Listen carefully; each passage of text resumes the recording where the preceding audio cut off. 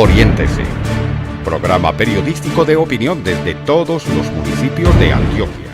Buenas amigos y amigas de Oriéntese. En las últimas semanas hemos venido analizando el tema de la coyuntura de la paz en este país y bueno, las posibles negociaciones que van a iniciar en pocos días con el Ejército de Liberación Nacional en la ciudad de Quito, la fase pública de esas negociaciones, los avances que han habido en la implementación de los acuerdos con las FARC, y estoy para eso con Luis Guillermo Pardo. Él es un analista muy importante del conflicto en Antioquia y es el asesor para la paz en Antioquia. Doctor, bienvenido a Oriéntese. Y bueno, sé que estuvo usted por algunos campamentos hace poco. ¿Qué resumen podría hacer, qué conclusiones ha traído de esos campamentos de las FARC? Gracias, Oscar. Es como siempre muy grato estar por Oriéntese, no solo para el Oriente, sino para otros países inclusive.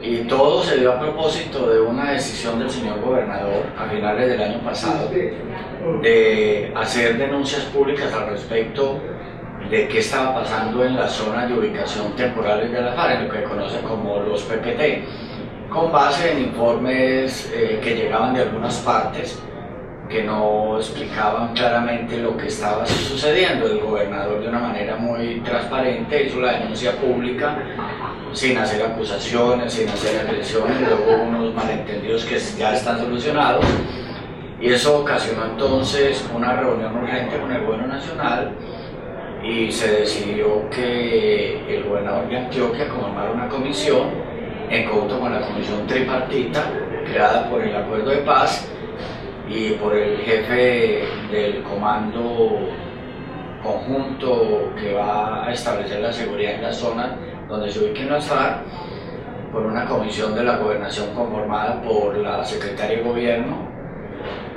Victoria Eugenia, por la gerente de paz Tatiana y por mi persona, Guillermo Pardo.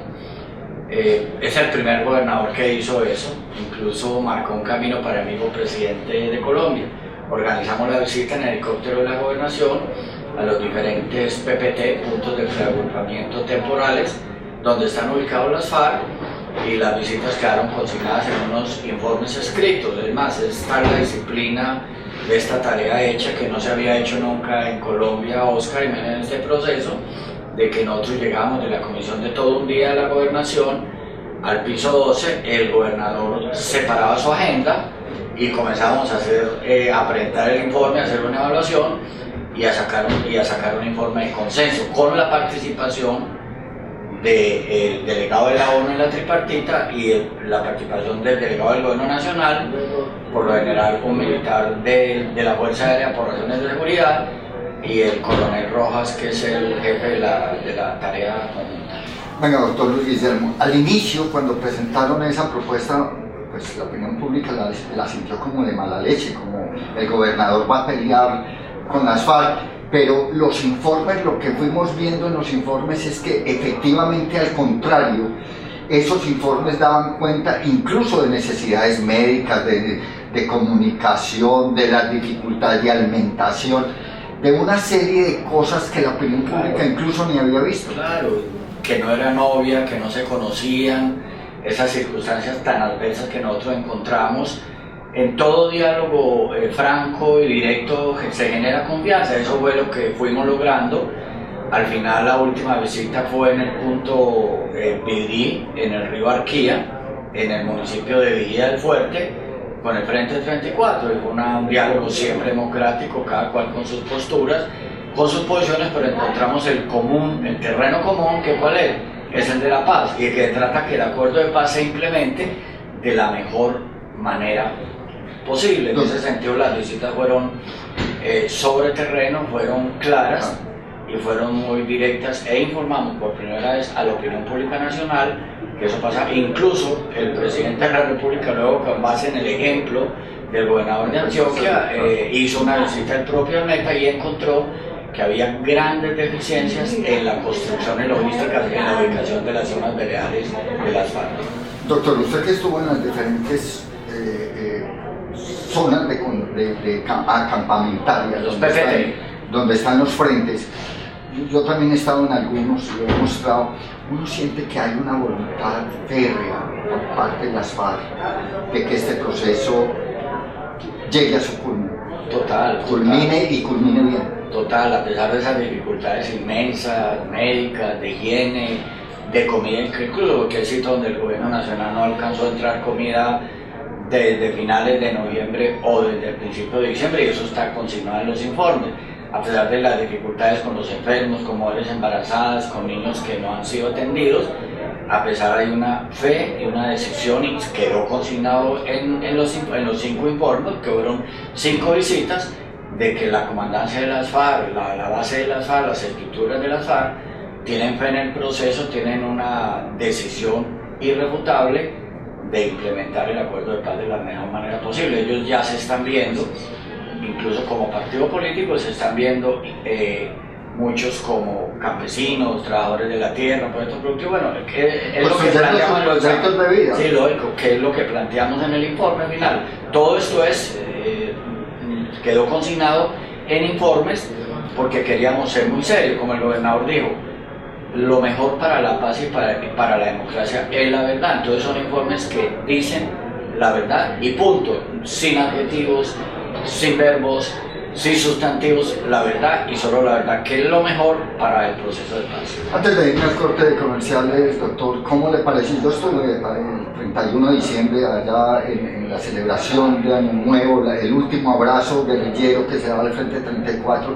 La verdad me pareció de mala leche que hubieran utilizado imágenes nuestras por parte del RCN para incendiar de una cosa tan simple, y es que queremos que vengan a la vida normal y corriente de este país, y en esta vida normal y corriente de este país la gente baila el 31 de diciembre. Oscar, estamos en Colombia y por supuesto todo se quiere hacer un espectáculo de todo.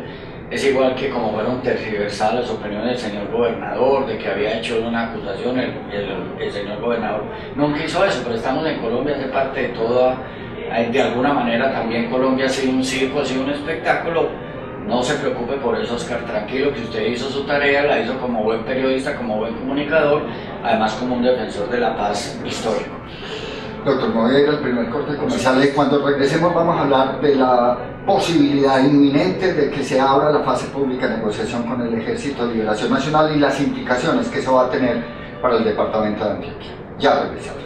Continuamos, amigos y amigas de Oriéntese, con Guillermo Pardo, asesor para la paz en Antioquia, y un hombre que por muchos años históricamente ha trabajado este tema, como fuera que es uno de los desmovilizados del M-19 en Antioquia. Doctor, hay una inminente posibilidad ya firmada, claro, tiene que haber un gesto previo, y es lo de la liberación el próximo jueves de Odín Sánchez de Oca, de que el 7 se abra la fase pública de negociación con el Ejército de Liberación Nacional.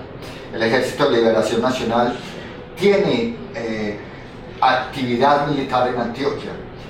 ¿Qué piensa de esa apertura de diálogos con una organización que es absolutamente confederada y con quien va a ser muy difícil, porque llegar a acuerdos con una organización que hace consultas y consultas y consultas es muy complicado? Pero ¿qué piensa de esa posibilidad y cuáles serían las implicaciones en Antioquia?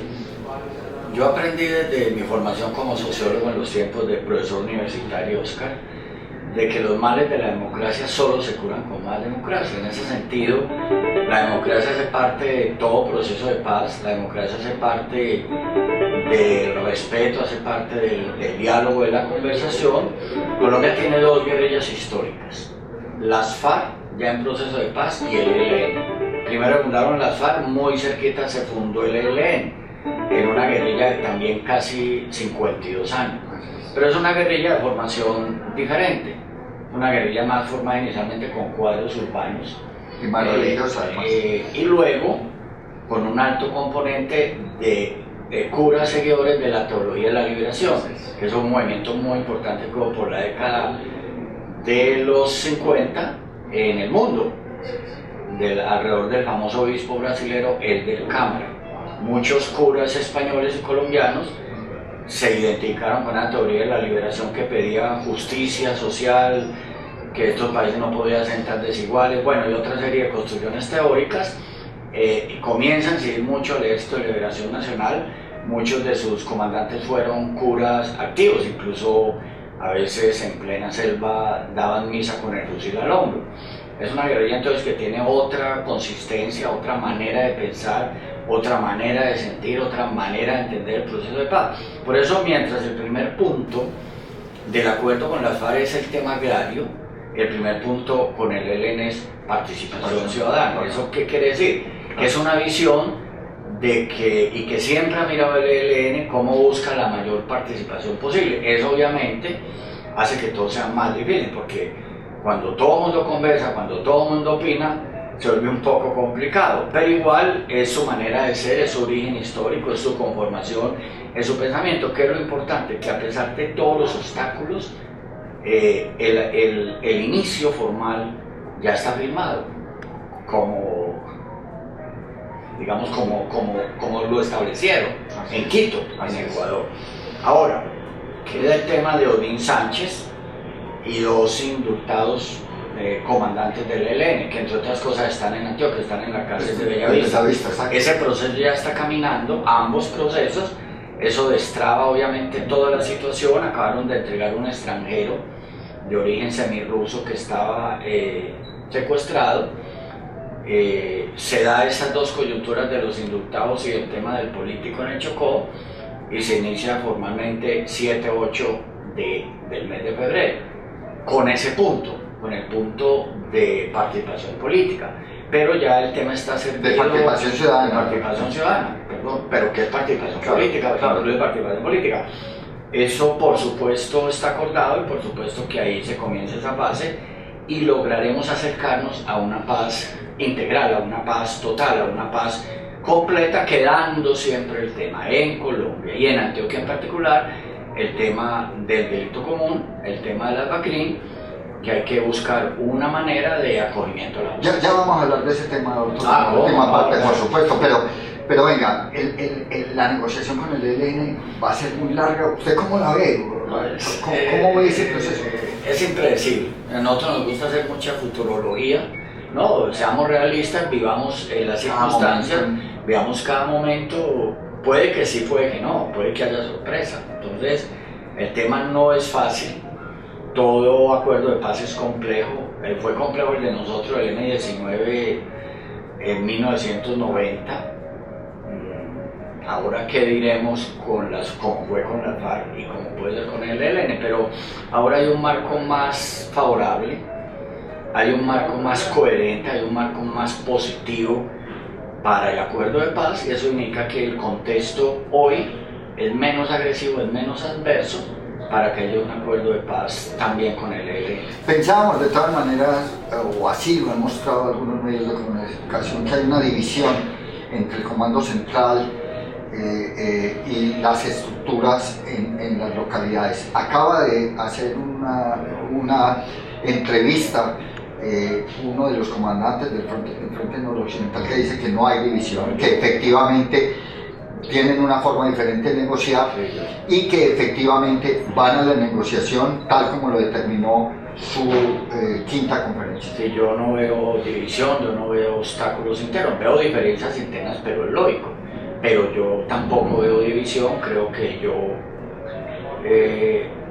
veo la razón en ese comunicado. Hay unidad interna, hay unidad política, hay unidad militar y hay unidad para iniciar el proceso de paz. Por consiguiente, todo lo otro son conjeturas, son también a veces gente mala leche que quiere provocar crecimiento de las divisiones internas para que se obstaculice el camino de la negociación política. No hay división. Hay unidad dentro de la diversidad por la manera de ser del ELN, muchos cuadros rurales, muchos cuadros urbanos, y ya de por sí un cuadro urbano pues vive otra realidad, vive otro contexto, genera otra información y es un poco más complicado, por supuesto. Doctor, para muchas personas escépticas hay tres verdades que son irrefutables. Lo primero es que las muertes en Colombia por efectos de la guerra han bajado. Dijo el ministro de Defensa que en los últimos 40 años, el año pasado fue el año con menos violencia en Colombia, en todo tipo de violencia, minas antipersonal, explosiones, tomas, asesinatos, secuestros, etc. el Hospital Militar de Bogotá, dicen y eso fue una crónica muy importante, que normalmente terminaba el año con muchos heridos de guerra, con muchos mutilados. Este año solo había un herido por la guerra, eso ya son cifras contundentes. Y lo que la gente tiene que pensar es que todo acuerdo de paz va a propiciar una mayor inversión nacional e internacional, que es garantía para un desarrollo económico para todos los pobladores, no solo los urbanos, sino para los del campo. Segunda verdad, doctor, es que el hecho de que se hayan adelantado unas negociaciones con las FARC y estemos a puertas de unas negociaciones con el ELN nos ha puesto otras prioridades en el país que empiezan a verse de una forma escabrosa. La corrupción, por ejemplo. Pero es que eso es, o sea, la corrupción es connatural a todo régimen político. En Colombia no hemos diseñado los instrumentos claros para evitar la mayor corrupción. Eso es cierto. Ahora, ¿qué pasa? Que el clientelismo político, que hizo parte o hace parte del modelo político colombiano, siempre tiene como gran aliada a la corrupción.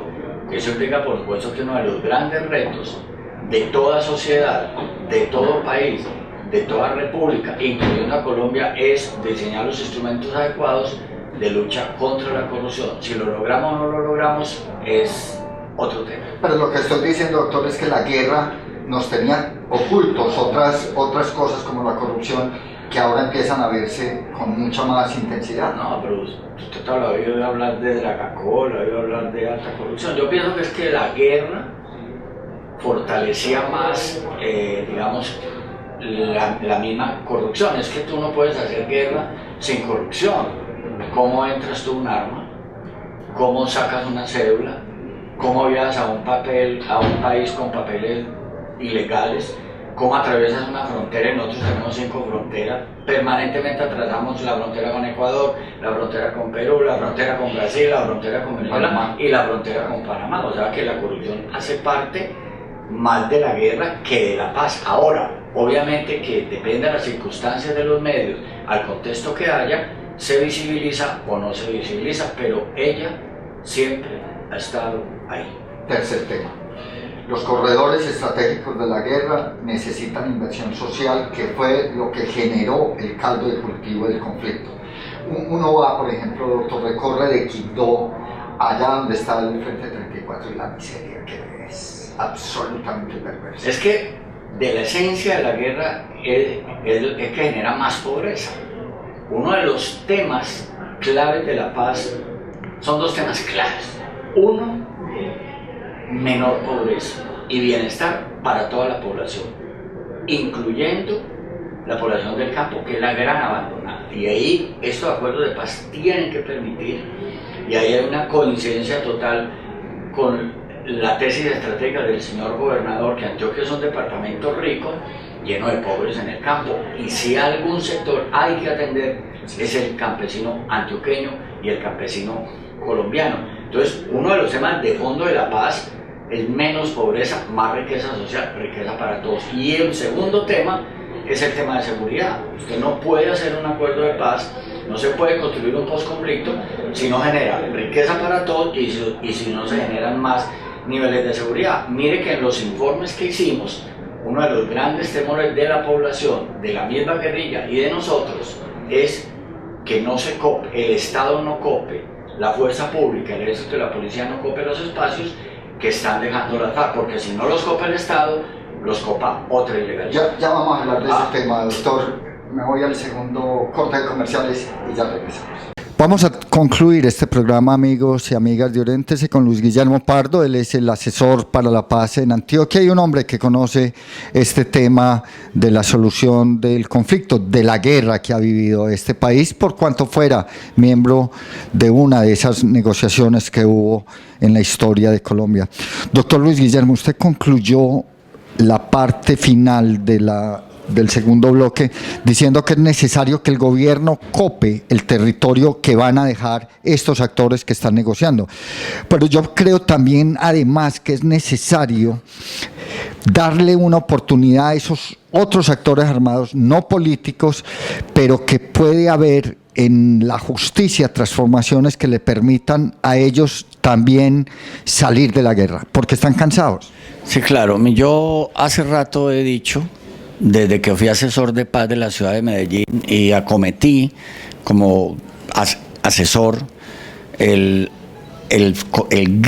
agudo conflicto urbano que hay en ciudades como Medellín, de que siempre había que buscar una salida jurídica, una salida lúcida, una salida inteligente, porque o si no, esos combos se iban a reciclar.